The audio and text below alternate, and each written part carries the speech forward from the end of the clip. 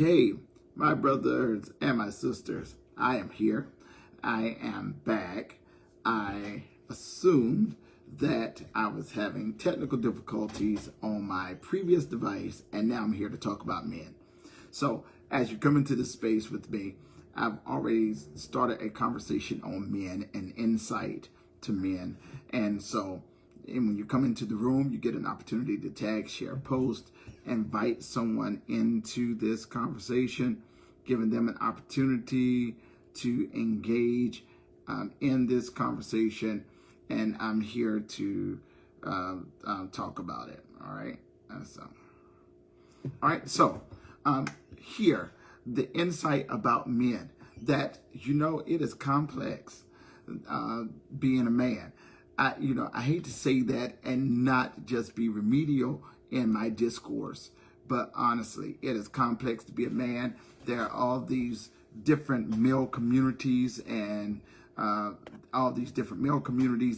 expectations of what suggests a man is. And so today, I am going to just talk about that and exhaust through this ideology, what is a man. That, yes, when we are, genderized as men and being men, there is an expectation of being a man. And first, let me just say this to all men. Let me say this, that to be a man means that you must be responsible. Okay, to be a man means that you must be responsible. To be a maturing man means that you have levels of integrity and character. Anybody can be a man, but not everybody is a mature man. And to be a mature man, it suggests that you now are moving with integrity and character. And as you are progressing in life, and I'm intentional about using the word progress over age, because the unfortunate truth is that we have many men that have aged and are getting older, but it does not mean that they are mature. Just because you're older don't mean that you're mature. And to be a mature man does not mean that you must have a discretionary income or that you got to have an 800 credit score. That's not what quantifies a man being progressive and forward. That to be a man and maturing man, you must be responsible. That if you're going to be a healed and whole man, you cannot blame people for your failures. You cannot blame people for your problems. That you're only in control of yourself. That you don't have the opportunity nor the right to blame anyone for what you did not achieve and what you did not accomplish.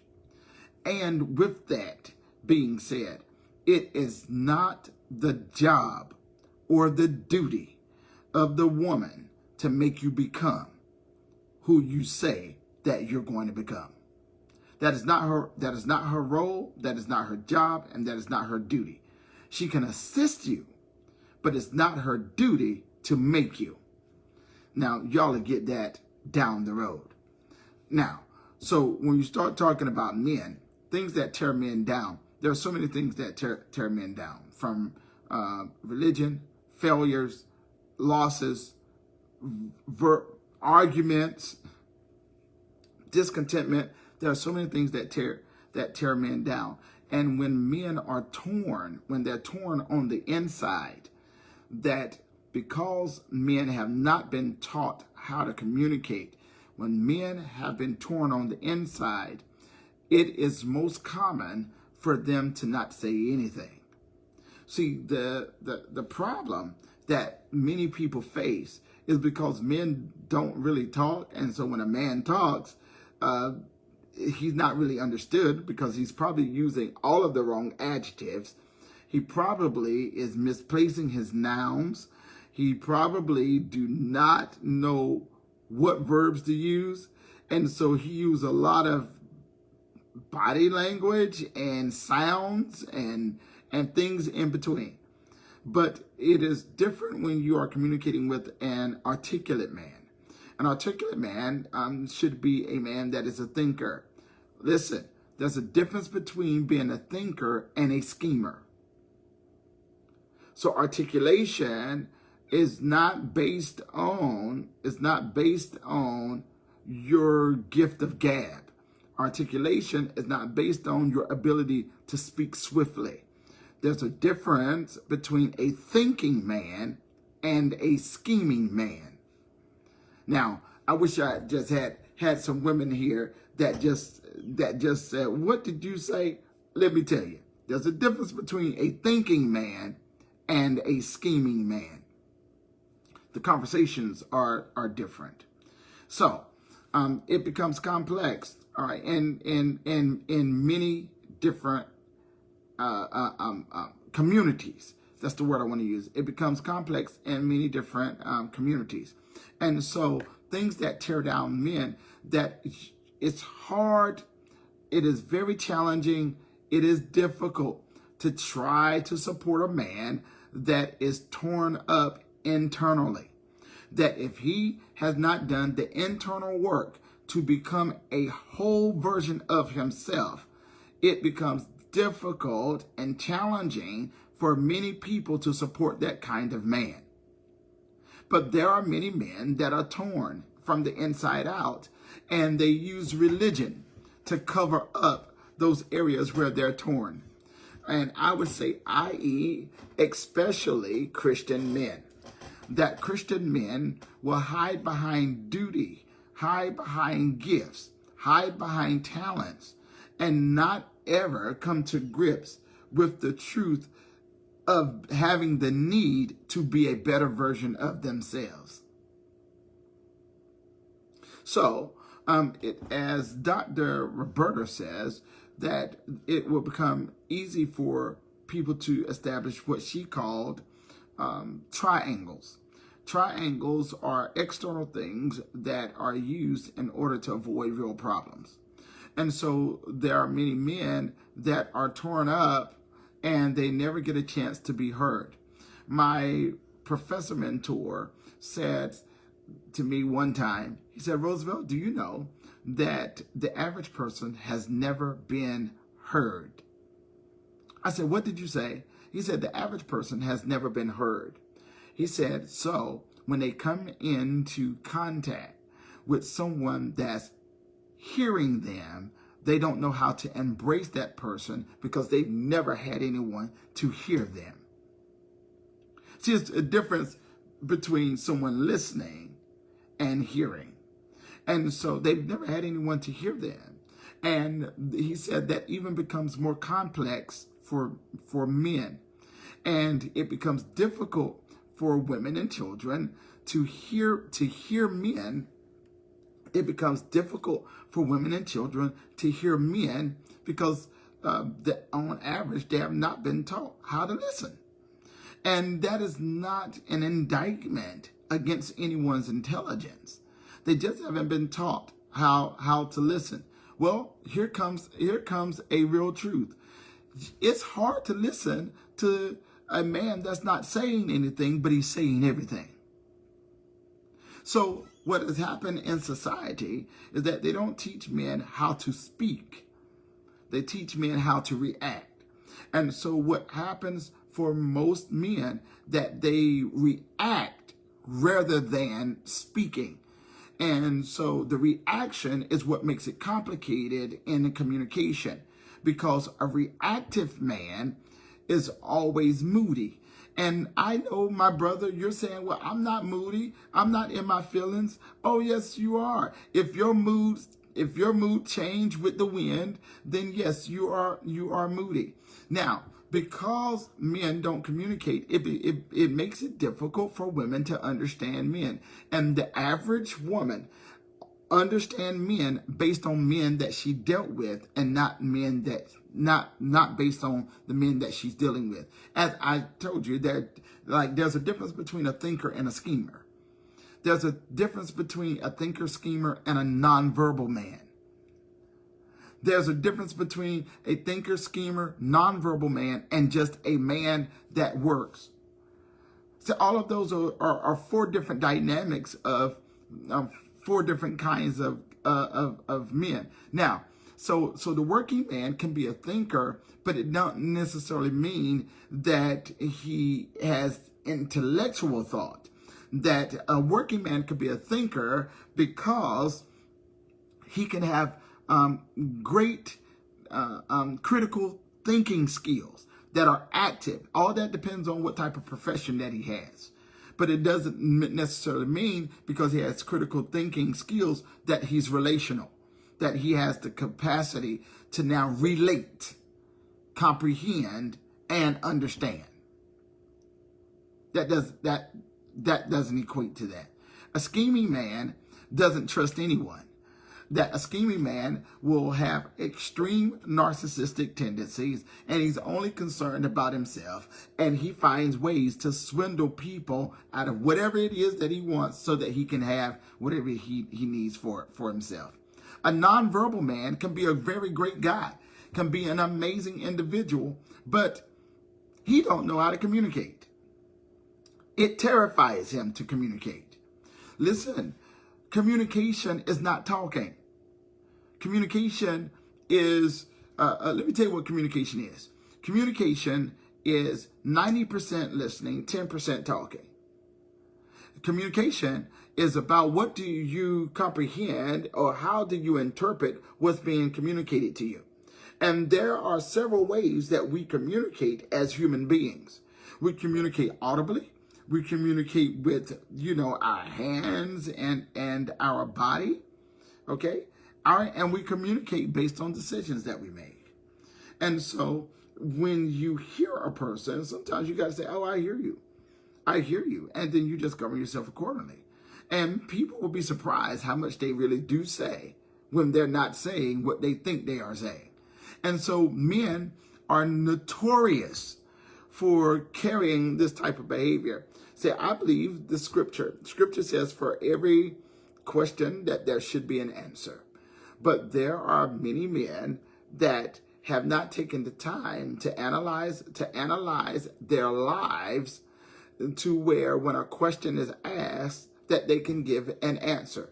So because many men become nonverbal, because many men choose not to answer whatever they're being asked, that then it is assumed, their answer is assumed for them. That as men cannot wait to be in an argument to where their anxieties have been heightened to now try to articulate what it is that they've been wanting to say. That is not the time. Why? Because what happens when you have a man that is communicating that is unclear and if he has never been heard, he most of the time he will communicate from a defensive position rather than an offensive position. Meaning that he will create barriers and just make it more complicated and difficult to be understood rather than being offensive and trying to create opportunities for comprehension.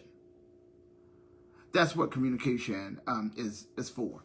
And so men are torn down by their past, not because of the person or people that's present in front of them. Many times it's because of what they've experienced in their past is what keep them hindered. And so what do you do? Sometimes you just got to understand where that person is. So how does fear affect men? Fear affects men in different ways. Every man that is afraid do not respond to fear in the same way. All right, so I give you a biblical example. I'll give you a biblical example, and then I give you some natural examples. All right, biblical example. All right, there was a man from Gath by the name of Goliath. He's down at the valley, and he is with the Philistines. And the Hebrews, or the Israelites, they don't want to fight. Well, Saul is a man, and he had an army of men, and those men were fearful, so they did nothing. So do you see that for some men, fear can paralyze them? So if you're trying to ask yourself the question, as a man or even as a woman, well, why doesn't my son or this man in my life, why don't they do anything? Why are they not progressing towards anything? Because for some people, fear paralyzes them, and it causes them to end up in a position in themselves to where they tell themselves they can't do something, they can't do something, they can't do something. And so they sit around and they wait for somebody to come do it for them, because the fear paralyzes them. Well, in the same story, there is a character by the name of David.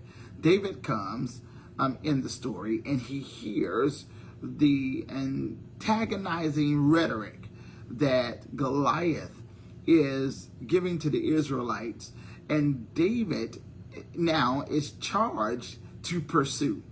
All right, there is also a type of man that when fear is present, that he now operates with courage. Now, when a man is operating with courage, it does not mean that he has everything figured out. It does not mean that he knows what's going to happen next. But fear, I love what Joseph Piper says. Joseph Piper says, when he talks about prudence, Joseph Piper is a theologian, and he says that courage cannot be present if fear is not present. And so there are men that when fear is present, that is the moment that they become courageous. But it does not mean that they figured everything out. So you can ask that man many questions, but it doesn't mean that he's going to be able to explain them all. The one thing that he knows is that he has courage. He might know step 1, but he does not know step 2, 3, and 4. So when it comes down to fear, it can either be a deactivation or it can be an activation. What we need from more men is that when fear is present, is to have an activation. Because there are too many women that have to protect themselves, because there are so many more men that are not activated to be courageous when fear is present. Okay. All right. So what are some pivotal times in a man's life? There are several ages in a man's life that are important. And these ages that are important for the man are pivotal times in his life. All right, age 16. The moment that the man becomes the age of 16, his ideology about what a man is begins. See, anything before the age 16, it hasn't formalized in his brain because of the maturity of the brain, or of the development of the brain in the man's life. Like the way that he perceived life, it hasn't fully developed by before age 16. So by the time he turns 16, he is now beginning to build his framework around what is a man. When he turns 21, he now says to himself, he is a man. Well, we have problems in society. The problematic issues in society is that when a man turns 16, usually in America, there are no other men present to celebrate his 16th birthday. Not only are they not present to celebrate his 16th birthday, they're also not present to give him value about what it now means in his life to be 16 years old. The next thing is age 21. That at age 21, that is pivotal because now that same man now says to himself that he's a grown man. And rather than teaching the 21-year-old man about preparing for the future of his life, there are many 21-year-olds that become introduced to a social life that can cause them to become sociopathic. That now that you are 21 years old, I want you to experience the freedom of being able to make your own decisions and no one can stop you. The age 18 is not as significant as the age 21. So it's age 16, age 21. Then at age 30, when the man is in his 30s, going up to about age 45, from 30 to 45, that is a progressive time in a man's life where he is considering what he is trying to pursue, okay? What he's trying to accomplish, what it is that he wants to be. But it is unfortunate because by age 30, there are so many men that have experienced failures, losses, and so many other things that by age 30, they're not willing to do the work to be whole or healed. Because between age 30 up to 45, that man is trying to prove to the world that he's a man. See, those 20s, while he's in those 20s, he's figuring it out. When he gets to those 30s, he's trying to prove. All right. Now, 45, going up through 45 to 60. Now, this is a different kind of man. All right. Once you get to those 45s, moving on up to 60. All right. So let's say 45 to 59. He's a different kind of man. That what happens in that age time, his value system changes. When we get to a man that's 45, between the ages 45 and 59, and his value system has not changed, 9 times out of 10, he's still a wounded man. So he is spending his life trying to relive his 30s or his 20s, and he's wounded from the inside out. Don't judge him based on what he's driving or how much money that he's making, because that is not a determinant that he's a whole man.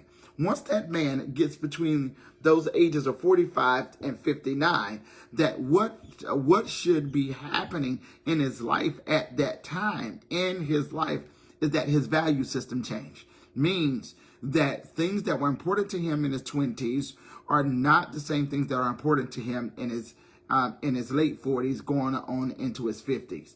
And so things that he's investing in, time, money, and interest, they are very different at those ages because of the value system changing.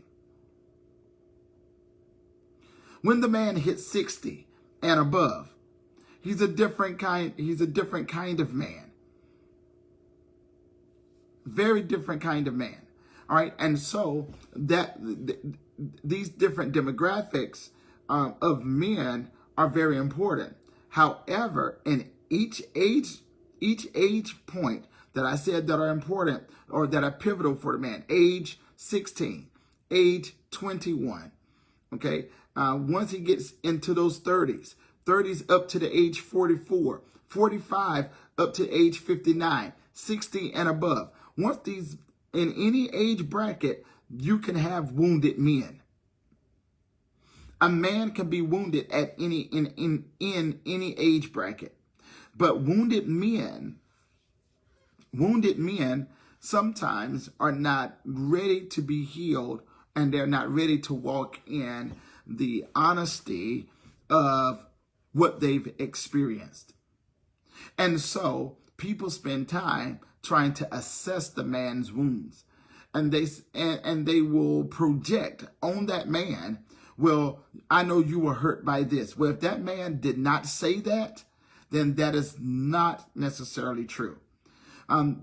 people will project on that man and say, oh, because you didn't have a relationship with your father, then I know that that's why you're in the issue you're in. No, that's not necessarily true. If the man himself did not say that out of his mouth, that is not necessarily true. Why? Because some men are wired in a way that they really don't care.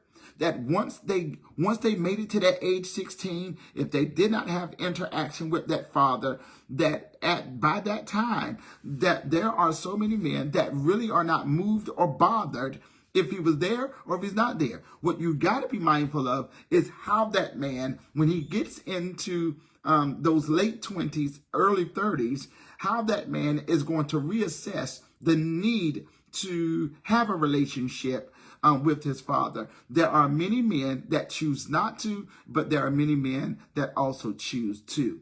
But it all depends on the development and the direction of that man himself. That's what that is dependent upon. Okay? All right? Now,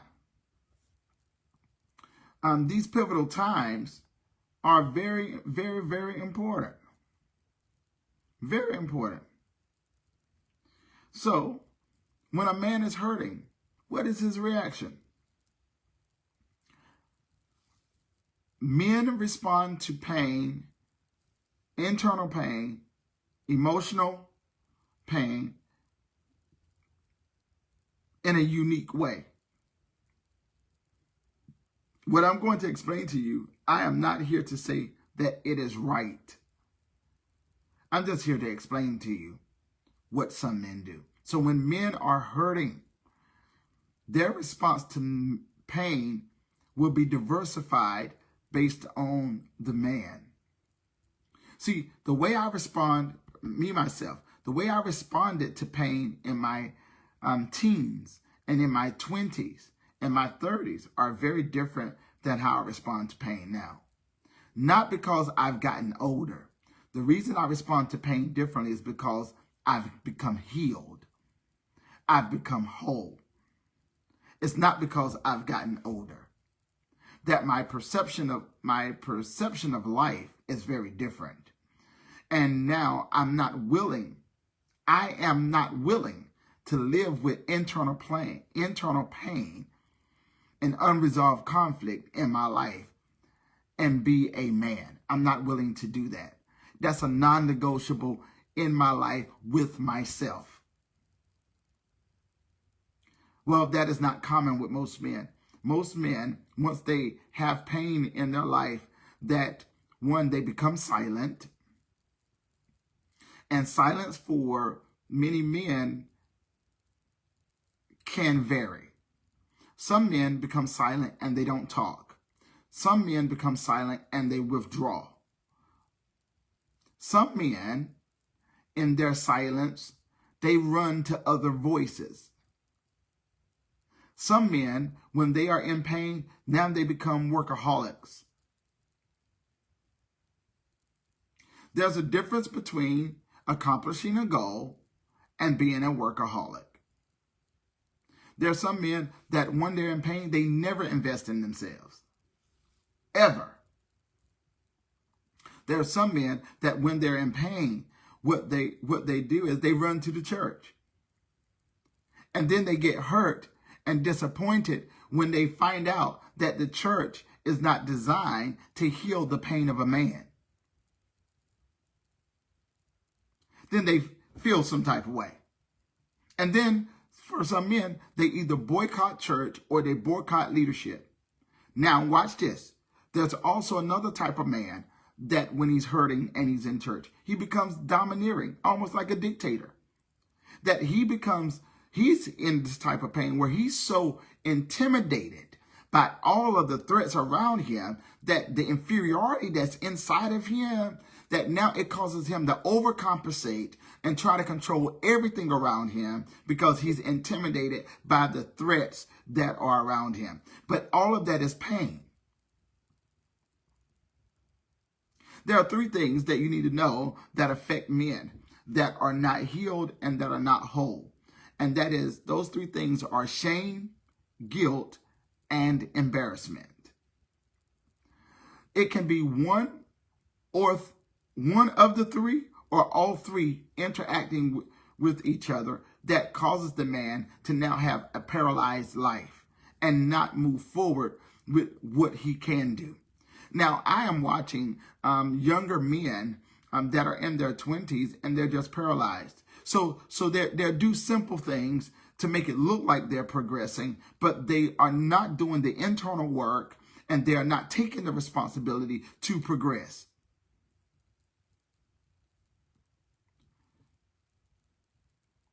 All right, so I give you an example. All right, you can have the young man and they say, well, he's working.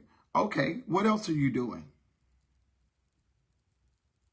See, the goal of being a man is not to be a sole provider. Let me tell you the truth. For all the men that's going to listen to this, let me tell you the truth. If you think that it is your job to be the sole provider of your home, let me tell you, in this day and time, that there are women that are making their own money. They don't need your money.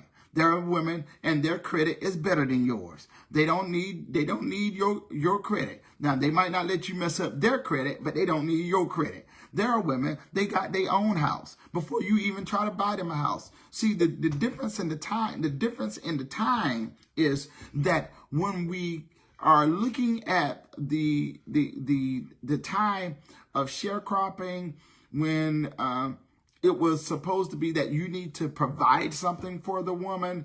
Well, these women are making money. They don't need you like that. Okay? So I hate to give you that truth, but they don't need you like that. And if you are intimidated and you don't feel like you are a whole man because she makes more money than you, then that's an indication that either you've been indoctrinated into a male mindset that says you need to solely run your house and you don't know how to embrace the support of the woman, and or you are in a place to where you are not well, that you need some counseling, you need some attention, you need somebody to talk to. Why? Because when that woman loves you, she is not looking at the reality that she makes the most money. Let me tell you something, man of God, that if that woman is beating you or using her accomplishments or her money as a way to prove that she's better than you, then she's a wounded woman. She too is a hurting woman. Let me tell you, two hurting people cannot make a whole person. Y'all quiet today. Y'all ain't saying nothing. Let me tell you this again. Two hurting people cannot make a whole person. It's impossible. Okay? There are many men that lack male relationships. They lack male relationships. It is necessary as a man for him to have male relationships.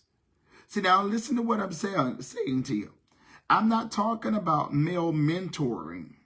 See, we have adopted in this day and time that men need mentoring. Yeah, we can take that. All right, but men need male relationships. Relationships that are not, that are not intimidated by your growth. Male relationships that hold you accountable.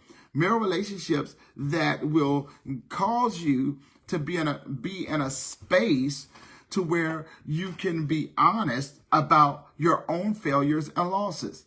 You cannot be in a full identity of a man and not be responsible for your feelings and your emotions. Any man that is not responsible for his own feelings and emotions is a reckless man. Now, if you quote anything that I say today, listen to me. Quote this. Tell the world that Roosevelt Etheridge said, any man that is not responsible for his own emotions is a reckless man. It's okay to be it's okay to be a hurting man. It's okay to have a down day. It's okay to not feel well. It's okay to not be smiling. It's okay. Whatever it is, it's just okay.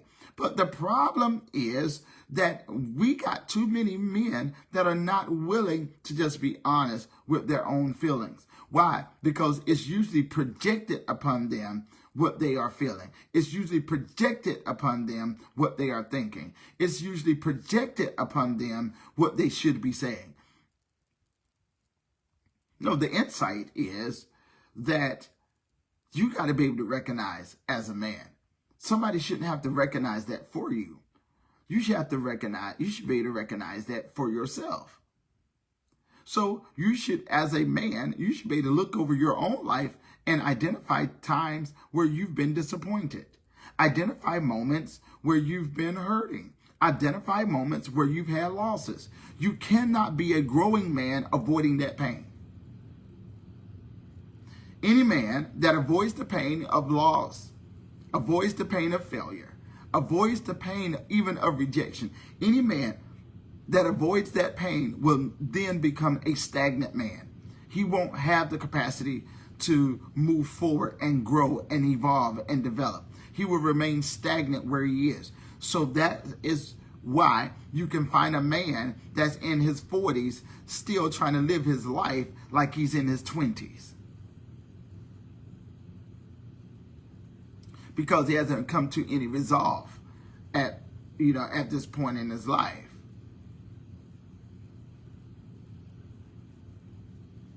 Is there a reason? This is the reason. Is it fair? The answer is no, it's not fair. But it is what happens. It is what happens.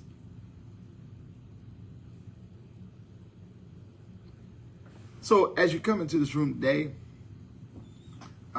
I'll say a few more things here. But if you have a question as it relates to men, you're able to put that question in the comment section and I'll respond to it in real time.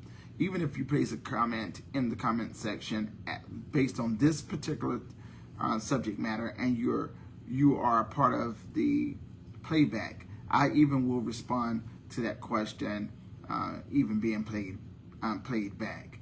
See, when we're talking about being men, that men must have clarity. That life is not this thing that is easy to navigate. But men cannot afford to make excuses for navigating life.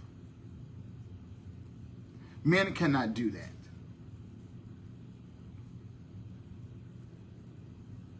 As men, you got to be able to run into the battle and then take the loss if that's what happens as a man. And when you have a victory, you can't use the victory like you're the only man. Let me tell you something. There are many winning men in this earth. You're not the only man that has won. So what could help society is that when you become a winning man, a man of victory, a man of promise and projection, once you become that type of man, then you should now coach and mentor other men on how to become that type of guy.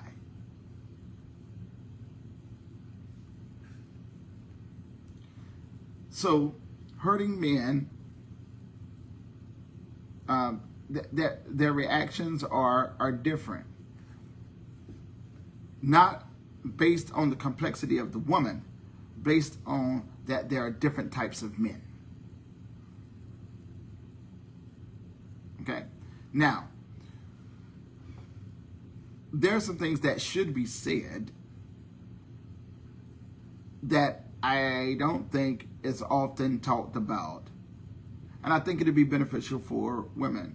Like, all right, earlier I mentioned that there's a difference between a thinking man, scheming man, nonverbal man, and just workaholic man. There's a difference in all those types of men. Okay? if you are dealing with a nonverbal man, you can't make him talk because he's lacking confidence in speaking. That's why he's not talking. So you can't make him talk. He got to have the confidence to talk. A scheming man, that is not where you try to use all of your psychological concepts to try to figure out why is he wired to be a scheming man. If the more you try to engage with a scheming man in conversation, the more frustrated you're going to become. The workaholic man, if you're dealing with that type of guy, he's avoiding being trusted. He don't know how to be trusted, so that's all he does. He just works. Okay? Now when you talk about a person like Roosevelt, now I do like several jobs. I don't just work in one place. I have like several jobs. So my responsibilities are massive. And so those are things. Now, when you deal with a thinking man, you got to know that a thinking man is going to think before he speaks. That a thinking man is less likely to say something that he hasn't thought through. And so when you're engaging with conversation with a thinking man, you can't just be random with a thinking man because he's going to think about what you are communicating to him. That the thinking man is going to consider because that's what he does. He thinks. Now, overthinking people are dangerous for each other. An overthinking man is just as bad as an overthinking woman. You should not be consumed with things that you cannot control. Overthinking is problematic. Overthinking is what causes people to come up with conspiracy theories.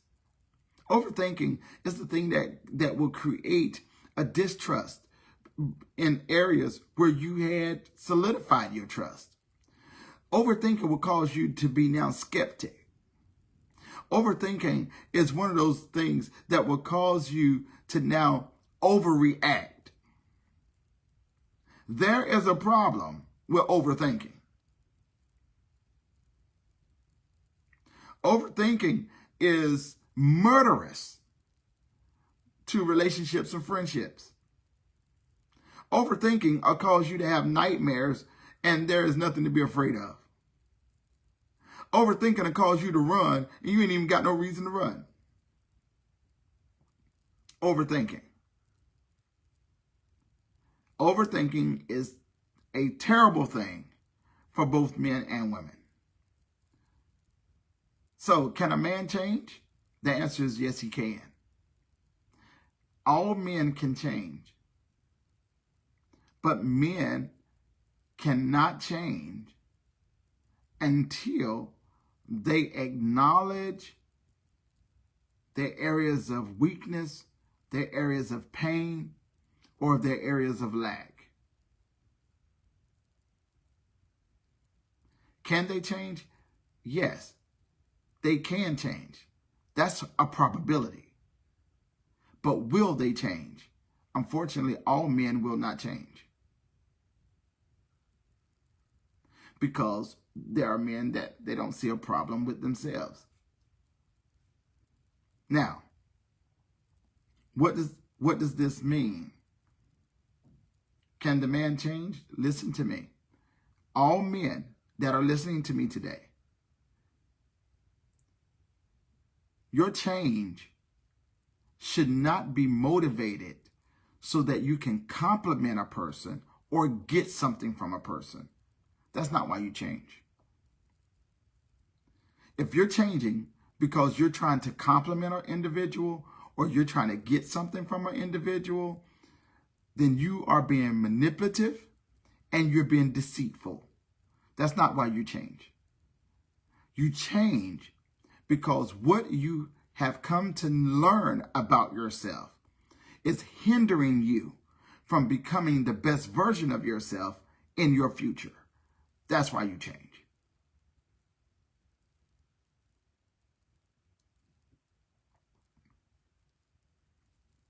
And so you should be changing ever so often because we are evolving people. Just because you've never read a book don't mean that you should continue not reading books. Just because you've never done a thing doesn't mean that you should continue to live your life not doing that thing. No. We got to be accountable to life and progression. Why? Because women and children follow men better with a man that's progressive and moving forward. Forward does not mean that you are buying all the biggest houses.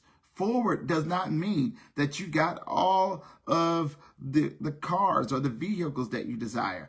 Forward means that you are ever becoming.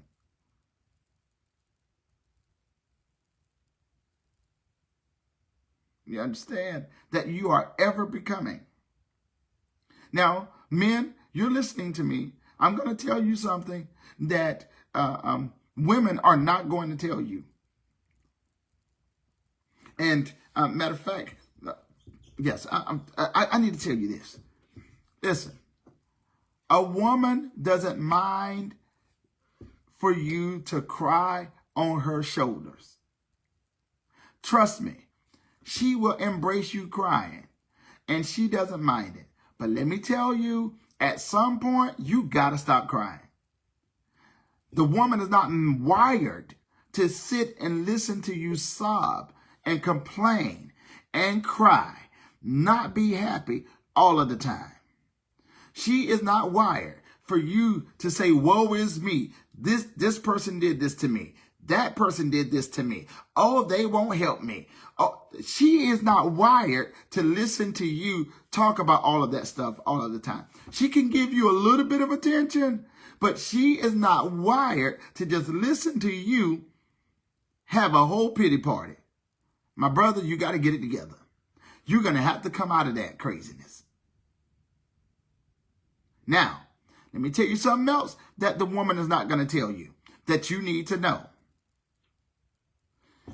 She cannot stand it for you to talk about goals that you have, but you won't pursue them.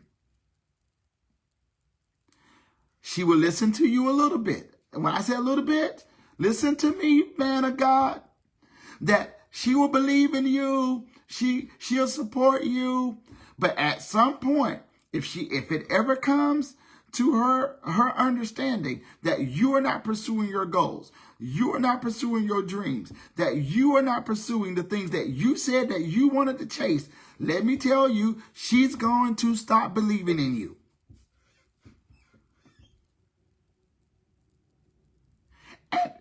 And listen, this is the big thing.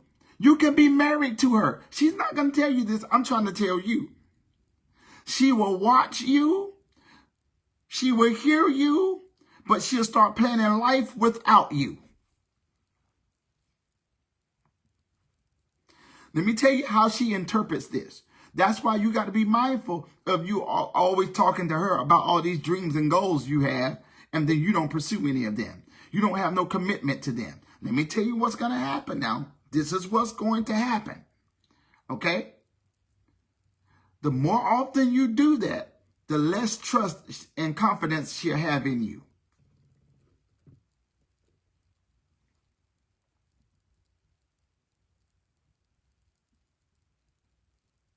So,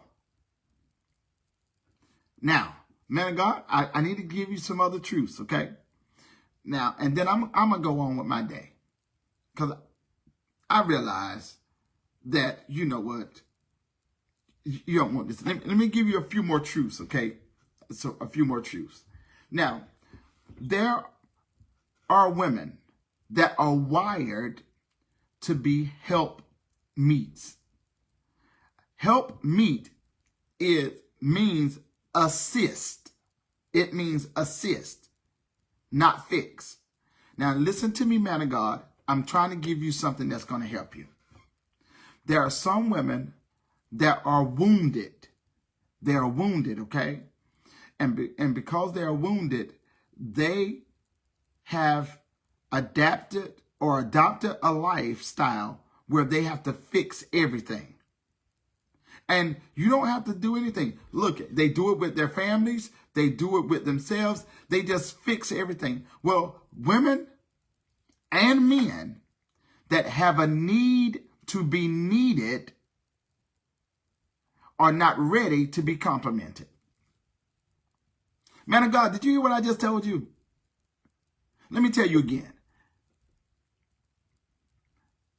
Men and women that have a need to be needed are not ready to be complimented. I'm telling you this, man of God, because you need to understand this, that her assignment is to assist, not fix. Her assignment is to assist, not fix. So when you're looking, you should not be looking, and even if you married, listen, it's not her job to fix the problems of your life. That's not what makes her a great woman. That's not what makes her an amazing wife, because she can fix your blunders. Let me tell you what would happen, okay? Dios te bendiga. All right, let me tell you what would happen, okay? The moment that you start fixing your own life, because she is wired to assist, you won't have to look for it.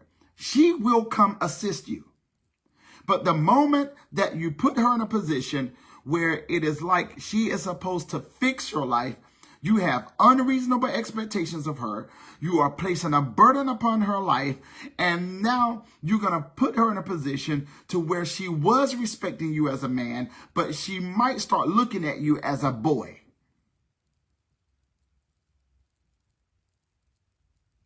Do you understand what I just said? That the moment you put that woman in a position to where she has to fix everything in your life, she no longer looks at you as a man. She looks at you as a boy. What that means is that she will continue to fix your life for as long as her resources or her emotional or psychological state will permit her. But she will always end up in a position where she say, I can't fix it no more. I can't do it no more. Why? Because women are not designed to raise boys. They're designed to care for them. So you will become an affliction to her life if you are a grown adult man acting like a boy.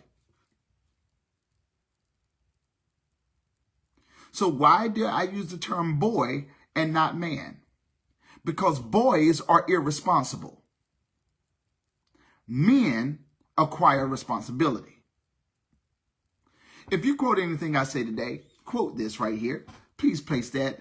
Tell the world that I said it. Boys are irresponsible. Men are responsible.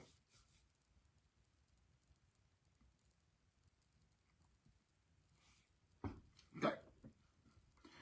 See. So, can a man change? The answer is yes. But when a man changes, the thing about changing is that to be a whole man, and a healed man, it's not your job to dominate the woman. It's your job to lead her or lead them. It all depends on if you're, so like all of this is not based on romanticism. You could be working a job and you lead women. It's not your job to dominate the woman and let her know that you are a man. No, it's your job. It is your job. It is your job to lead them.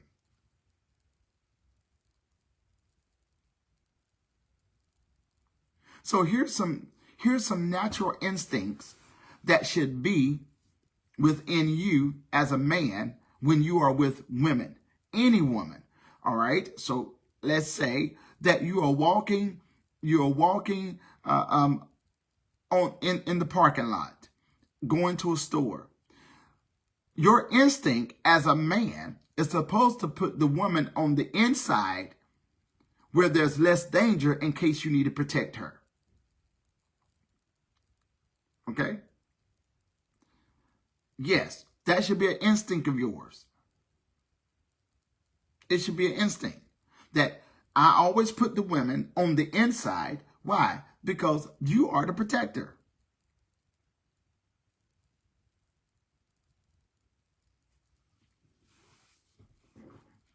All right?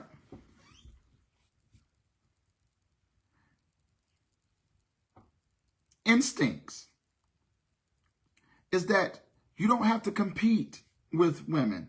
All you have to do is be who you are. Be who you are.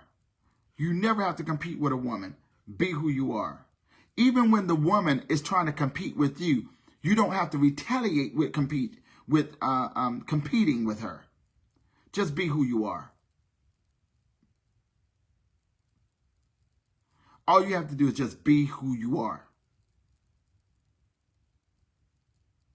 Now, men, you're listening to me, and I'm going to tell you that in church, we have said things like, well, men need to get in their rightful place. Well, my question to you, man of God, where is that?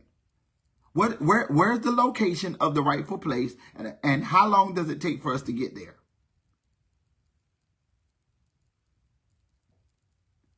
Why? Because the woman is not looking for a location. The woman is looking for integrity. That's not a location. Lord have mercy. The woman is not looking for a location. She's looking for character. That's not a location.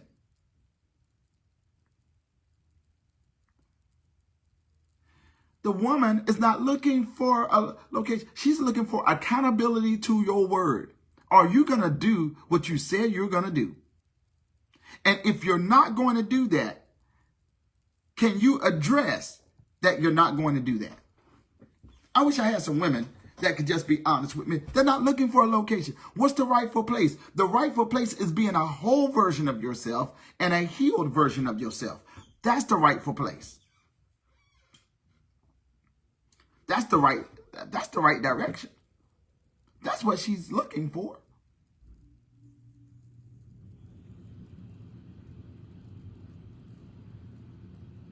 Listen, I know you saying, well, I want to lead my family in prayer. Let me tell you something. For all the men that are married, okay, if you can pray to God and not have a conversation with your wife, you are backwards.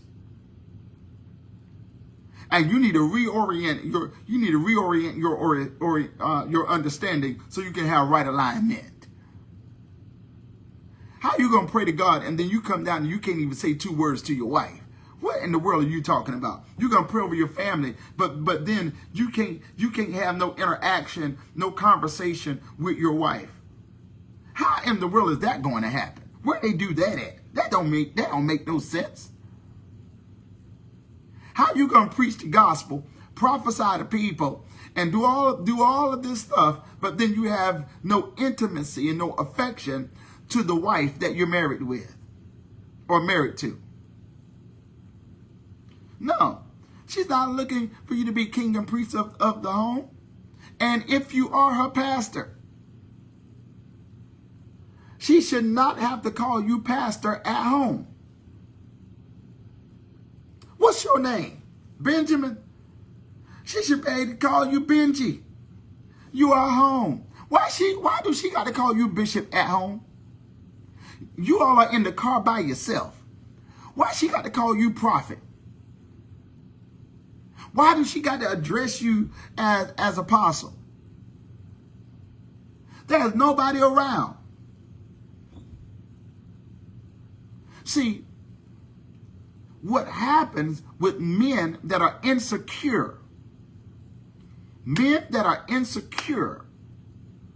of who they really are, they need titles to promote who they are to the earth.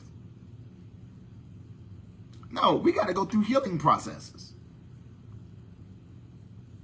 I learned this a long time ago in prayer, that because women need to be led.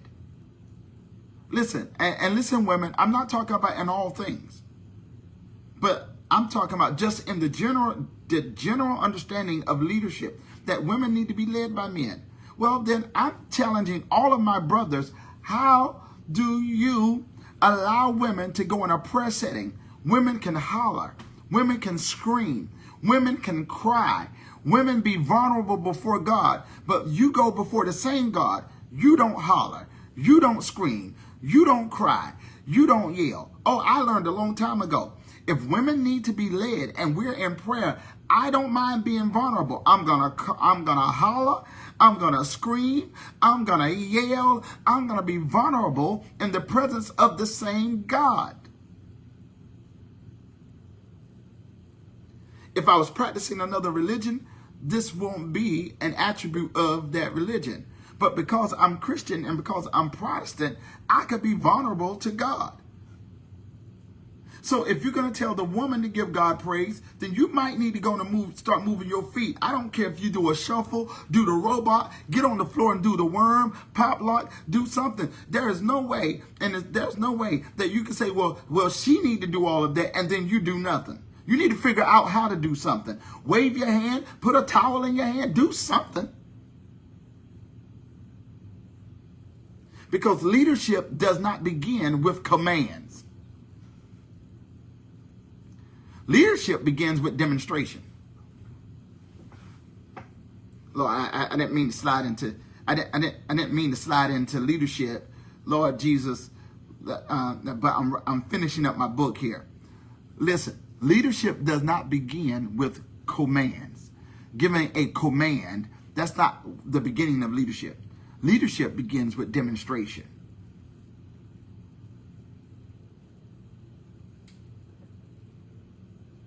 Have you demonstrated the example of leadership before you give a command to those that are following? Dictators don't need demonstration, because dictators rely solely on command, persuasion, and a number of other things, but I'm going to just digress right here, okay? So, being the man, it's okay to be wounded, but it's not okay to live in those wounds, all right? I'm just saying. If I made a t-shirt today, my t-shirt would say, be the man, period. All right, your credit is not the best. So what? Be the man. You don't make the money you want to make. So what? Be the man. You're not living or doing the things you want to do. So what? Be the man. Let me tell you something. These women, they're not telling you the truth, okay? Women can't handle men that always have excuses. And listen to me. I'm talking about excuses for not being the man that you are. A woman will respect you much more if you have the standard to be the man you are, rather than making excuses of why you can never be the man that you say you're going to be. I wish I had some women that can just tell the truth. Tell the truth right here. Just tell the truth. Just tell the truth right here. She needs you to be the man.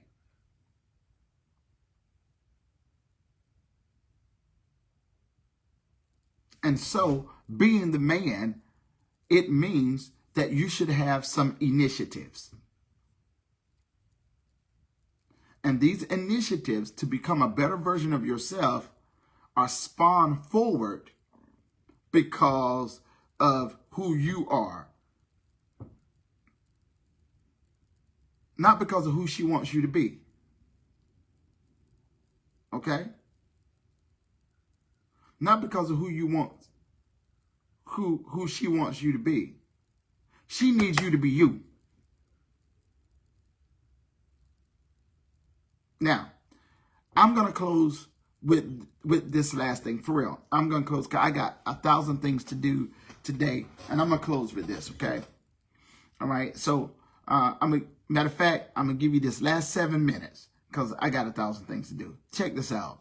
All right, men, you're listening to me. Women are irritated by lazy men. Some will tell you, many will not. Let me tell you, it's like an allergic reaction. They cannot stand a lazy man. Okay? They're not wired to understand it. Why? Because men are supposed to be initiators.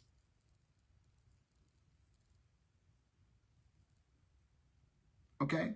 So let me give you an example. If you are married, let me give you an example. Okay? You should not have to ask your wife, does she have fuel in her vehicle? The reason you shouldn't have to ask her is because at some point you should have said, give me your keys. And your instinct should have said, either let me check and see how much fuel she has, or let me go ahead and take this vehicle and go put fuel in it for her. You shouldn't have to ask her and how much fuel she got, because you have the instinct that says, you know what? I know she might not have no fuel, so let me go ahead and secure her with fuel. That's called initiative.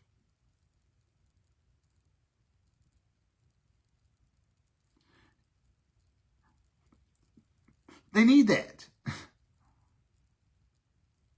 Being the man, all right? Being the man, okay? You may be her pastor as it relates to church. Listen to me, men. She does not need you to be her pastor at home. I don't care what she tells these church people. I don't care what she testifies. Oh, he's my pastor. He's pastor here. He's pastor at home. Listen to me. She's not being truthful. She don't need you to be pastor at home. She needs you to be husband. She needs you to be the guy. Please go take out the trash. You don't have no armor bearers at home. Please go get the lawn manicured. You don't have no armor bearers here. Matter of fact, since you prophesy and you're laying your hands on people, can you go wash her vehicle? Her vehicle is nasty. Can you clean it out for her? Can you do something? She don't need you to be the pastor at the house. She don't need you to be the bishop at the house. She don't need you to be the prophet at the house. She don't need you to be the apostle at the house. She don't need you to have evangelistic services with the children at the house. Can you please just be the guy? That's what she needs you to do.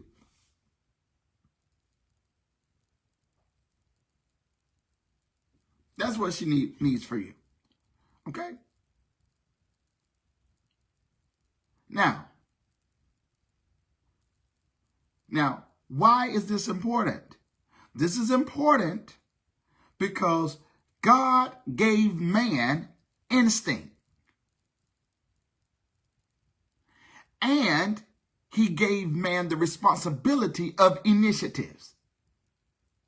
Now, I got 3 minutes, and I'm telling you, I got to go. Lord have mercy. Lord, is my son Lawrence still on here? Lawrence, are you still with me? I'm going to give you something that's good. God gave man instinct, and he gave him the responsibility of initiatives. Okay? Let me show you. So when God created man, Adam, all right, listen, when he created man, Adam, he had already given Adam the instinct. All right, the instinct means that in his gut feeling, he wasn't even taught this. He just knew how to respond. That's what instinct does for you. I wasn't taught it, but I just know how to respond in this situation. So let me show you. All right. Now, he gives them instinct and initiative.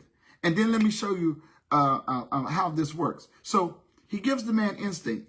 The Bible says that he brings woman. It's a whole nother being in front of him that he had not yet named in the garden. Now look at this instinct, Lawrence, that he creates man, but he does not tell the man how to manage. He does not tell the man how to manage the garden or how to provide maintenance to the garden. So he creates man, and inside of this composition of man, he then has the instinct in man. So man looks at all these animals and then starts naming them. Do you understand, Lawrence? Nobody taught him how to name the animals. He had the instinct to name the animals. Then he brings woman in front of him, this whole being in front of him. He had never seen this being before, but his instinct put him in a position to understand her. That's why, Lawrence, when you're dealing with the women, don't be fooled by over-communicating. Listen, Lawrence, that it is in the nature of women to over-communicate sometimes, but it does not mean, Lawrence, that they are bad women. It's in their nature to over-communicate. Watch this. The man looks at this being that God had created out of his side. He had no question about it, and he knew how to embrace it, but he did not fulfill the responsibility, Lawrence, and his initiative to protect her. He knew how to communicate with her, but he did not fulfill the responsibility in protecting her. Lawrence, my time is going out. Lawrence, am I supposed to stop right here? Lawrence, Lord Jesus. Lawrence, he did not fulfill the responsibility in protecting her. Now listen, there was nobody that taught him how to protect the woman. There was no classroom. He had the instinct to know who she was, but he failed in the responsibility of protecting her from the threats that were around. Lord, Pastor Caddy, Dios te bendiga to you. Yes. He lacked that responsibility. What am I saying? Is that when the woman needs protection, that the woman needs for you to have initiative and protect her rather than asking her, do she need protection? Let me tell you, if you got to ask the woman, do she need protection, then you don't have the instinct to protect. You're not wired that way. Let me tell you something. The woman needs more than money. She needs more than a house to live in. She needs more than a vehicle to drive. She needs more than a cell phone to talk on. Let me tell you, Lawrence, the truth is that the woman needs to be reached psychologically. She needs to be secured emotionally. And she needs to be able to be embraced spiritually, where she has the opportunity to evolve and grow, and you not be intimidated by whoever she becomes in the earth realm. Yes, she loved to drive nice, but let me tell you, she's not really caught up on what she's driving. She loves to live in nice places, but she's not really caught up on where she lives. Yes, she needs something to talk on, but she's not really caught up on having something to talk on if she's able to communicate with you. Lawrence, listen, this is just the truth that they won't tell you, but I'm just trying to give it to you for free. So Adam in the Bible failed in his responsibility to have an initiative to protect the woman. See, the reason that this is important, Lawrence, I'm talking Lawrence because he's my son. I could talk to him because he's my son, right? The reason this is important is because If you get caught up on the material things and you think that providing these material things is what supports the essence of the being of a woman, then you might not come into contact with the real version of who she is. Listen, she will take your money. Listen, she will drive whatever car you give her. Listen, she will live in the house, but it doesn't mean that you have her trust. It doesn't mean that you've built a relationship with her to where she has confidence in your ability to lead her. There's a difference. Look, I got to go. There's a difference between leading the woman and supporting the woman. Don't be found in a position to where you're just supporting the woman and she really wants to be led.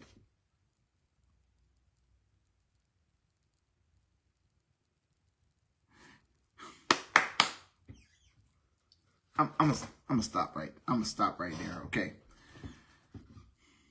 I pray I said something that stretches you today, and for all of you that's hanging out with me, if this has blessed you, make sure that you send me some type of notification, inbox, text message, or something. Don't just let this be the only time that we communicate. Definitely, if this has enriched you. All right, I'll see something again tomorrow. Matter of fact, I'm gonna stay right on this topic with men. I'll talk about men tomorrow morning as well. But just be here with me. I look forward to interacting with all of you, at least by some form of communication. May the remainder of your day be amazing. Those of you that are praying people, pray for me. I will be in revival tonight in Wake Forest, North Carolina. Let me tell you, I'm ready. So I'll be there tonight in Wake Forest, North Carolina. If you want the address, please make some notification. I'll just send you the flyer. It has the address on there. As well as I will post it on my Facebook page. But it's been real. Have a wonderful day.